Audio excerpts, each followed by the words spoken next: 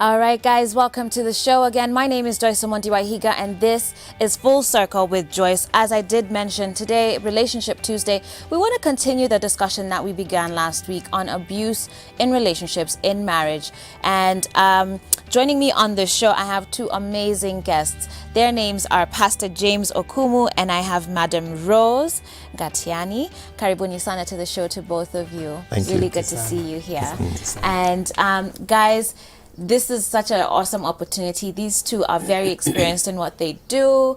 Many of you probably have heard of Pastor James on radio and on TV or wherever it is that you heard of him. They're here to give us their counsel and their wisdom this morning. And of course, Madam Rose is a marriage counselor. So we have all the experience you need today to answer every single one of your questions. So be sure to engage with us. The SMS line is 22999. You can also reach us on our social media platforms. That's at Switch TV KE on Instagram and at Switch TV Kenya on Facebook and Twitter. In just a bit, I'm going to be posting something on Facebook, and you can share your comments right there in the comment section. And so, again, last week we discussed abuse in marriage. And we looked at different forms of abuse. I think we talked about verbal abuse, we talked about physical abuse, psychological and emotional abuse.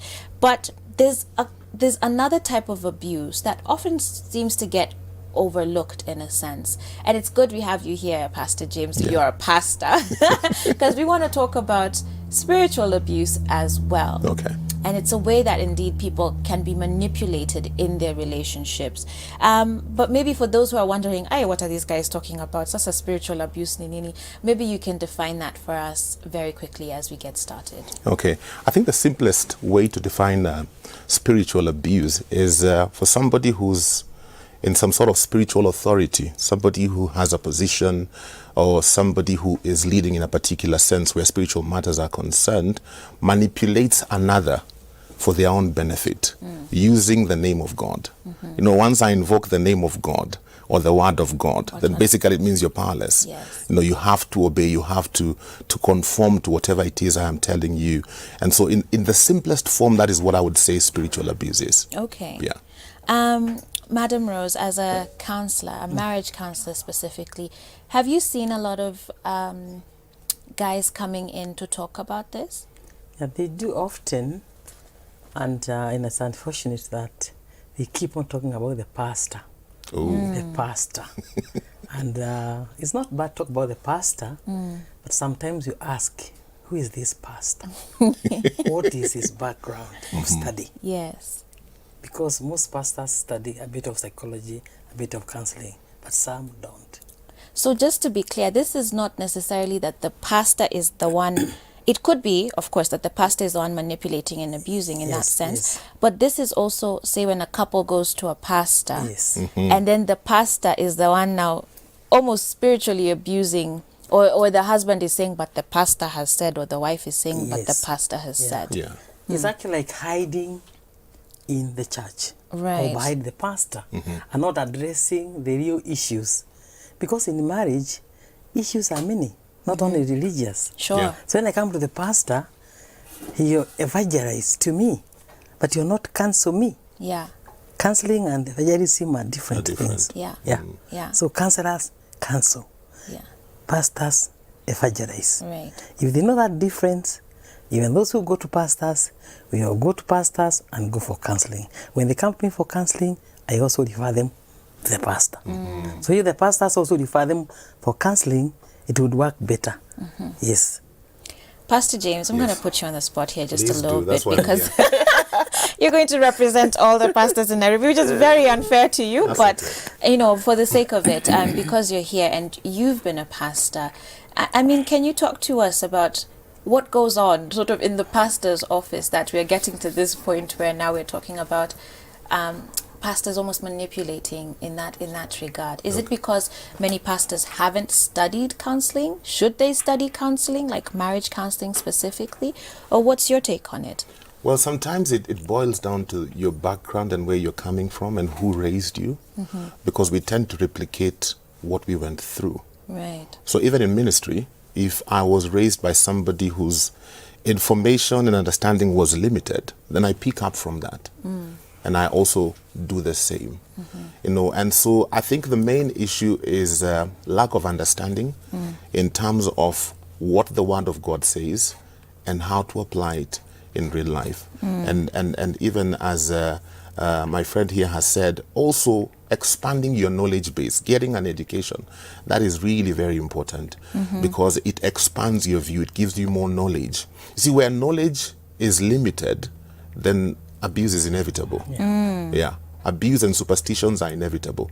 But once you expand your scope of knowledge, then you're better equipped to be able to deal with the situations that come your way. Right. Yeah. Wow, guys, if you're just joining us, we are having a really awesome conversation this morning on spiritual abuse in relationships. And the truth is, it could be in marriage, it could be in dating even, because there are those people who come and give you those weird testimonies that, yo, Pastor Mesema, yo, you too. Now you're like, I've never heard from God about this. Maybe those are also cases of spiritual abuse. And you know what? I'd love to hear from you. If that's your experience, do give us your feedback on 22999. That's our SMS line. I've also finally posted our post on Facebook, so you can comment on that as well as we continue with the discussion here with Pastor James and Madam Rose. Now, in both of your experiences, is there sort of one gender that you say has fallen more susceptible to spiritual abuse? Is that true at all? That you've seen either maybe more women sort of fall prey to this or more men fall prey to this? Who is the predator and who is the catch? Who is the prey? I think just looking at if we are talking church here, looking at a normal congregation, usually more women go to church than men. Yeah. You know, so because more women are participating in church activities and form part of the congregation, then you will find that women tend to be more when it comes to issues of spiritual abuse and spiritual manipulation. You find more women falling under that bracket. Okay. I don't think it's necessarily because they are women. I think it's because they are more. They are available. You know, they are the majority in our churches, and so it's really inevitable. Okay. Yeah. Do you agree with that, Madam Rose? Is it just because they're more, or is there something to the psychology of a woman? Not because they are more. Women by nature are nurturers, really. And they are the ones who start with the kids, talking about, let us pray. They take them to Sunday school, you know? Yeah. So the women are more, they go to church easily. And even the Bible says that a clever woman builds her home, and a foolish one tears it down. Yeah. So it starts with the church. You cannot build your home if you are not also building the church life of your kids and your people. Right. Even your husband or your husbands, they will follow you to church, and even if they don't go. If they see you have changed, you are nurturing people because you are, religious or whatever. But I think women are more vulnerable when it comes to abuse. And even emotionally too, And right? emotionally. Because we're very... Yes. Because in the morning, you want to go to church, you are ready, your husband drops you and goes away. Yeah. You are not happy? By the way, nyinyi wazee wa drop wife na kutoi kwa church, please stop that. Mwingie kanisa pamoja. Yes. Maybe you should find out why they do that. Okay, that's true. That's a fair point. Yeah, it's a fair place. So I think the pastor, because he's a man, we shall give him a job to do that. Yeah. And for participating in the church, as he said, even like our church where I go to, they keep on pleading for male Sunday school teachers. Exactly. Because there are boys in those classes. Yes. Yeah. They just see mothers. Yeah. At home you have a mother. In the church the Sunday school teacher is a mom. You know, men are not really coming out. Pastor James, today is your day. You're Yeah. both a man and you're a pastor. Yeah. Yes. So why is it that the men, are not coming to church? Or, as Madam Rose is saying, there's this call always for men to step up some more in the spiritual affairs of their homes. And again, I guess that void, because the men are not doing it, then you find these women sort of running to their church pastors and counselors, and you're actually creating the space for that spiritual abuse. I think one of the things has to do with the male ego. Because That little thing called that the male little ego. big thing. Sometimes some men find it hard to go sit down and listen to another man tell them how to Yeah. live their lives. But I've always thought also, I think church is feminine. Church is feminine. That's my personal Please explain that. conviction. In the way that we do church, church is very feminine. From the way we see it, the songs we sing, you know, there's this whooshy mushy kind of thing. But no, hata tukiketi. Well, this is my personal Okay, personal thought. I think when I look at men, a lot of men get together to do something. Men don't just get together to sit down and talk. Men will get together to watch football. Men will get together to eat meat. Men will get together to talk about politics. They're involved. You know, and sometimes I feel like the way our churches have been set up, we don't have that opportunity for men to sit down and engage.